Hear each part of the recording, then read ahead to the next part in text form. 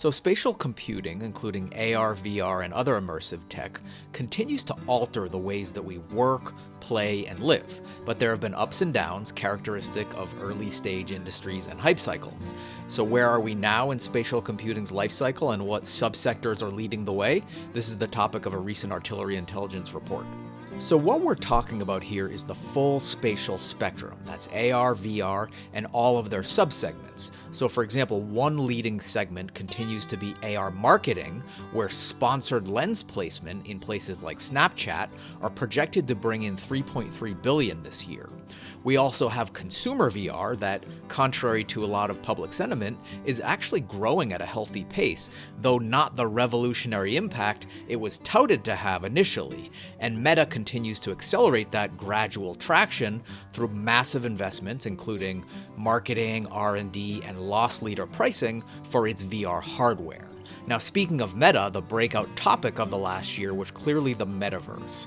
And though it's sort of cringeworthy in its overuse and mostly hollow narratives, the M word holds some legitimate principles worth exploring so that we can project our spatial future and so that innovators can start developing its building blocks. But we're talking decades before it really materializes. So continuing with the M word, there are two main tracks. So one is virtual and multiplayer worlds, usually discussed in a VR context. And the second track is all about adding digital dimension to the physical world, and that's more in an AR context. And there we've seen notable activity like Niantic's Lightship platform, which takes all of the learnings and the architecture of Pokemon Go and bakes it into a platform for developers to run with. We also have tools like Google Lens that represent what we call captions for the real world, which can unlock some real value and utility and high-frequency usage among consumers. And it's a naturally monetizable format, so the business case is there as well. And these are really the ingredients for killer apps.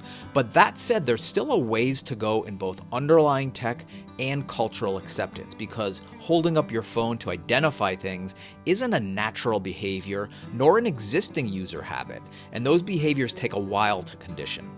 So moving from mobile to face-worn, AR glasses are the real endpoint, but they face design challenges such as the trade-off between wearability and graphical richness. So you can have a sleek but underwhelming device like Ray-Ban Stories, or bulky AR-rich glasses like HoloLens 2. You can't yet have the best of both worlds.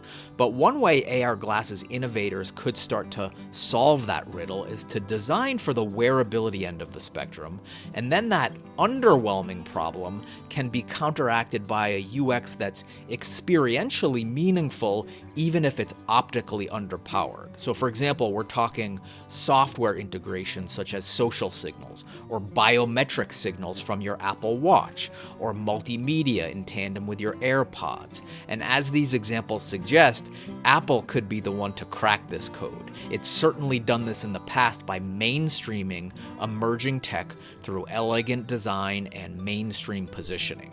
So that just scratches the surface, and you can read more in the full report, but coming full circle to the metaverse, it's still about 90% hype, and after a big shakeout that we think is coming, Metaverse Mania, as we call it, will scale way back. But that's not to say that it's done. What will rise from those ashes, as we often see in the wake of these hype cycles, is quieter and more sober and meaningful development in AR and VR sectors towards the metaverse building blocks that could define our connected experiences over the next decade.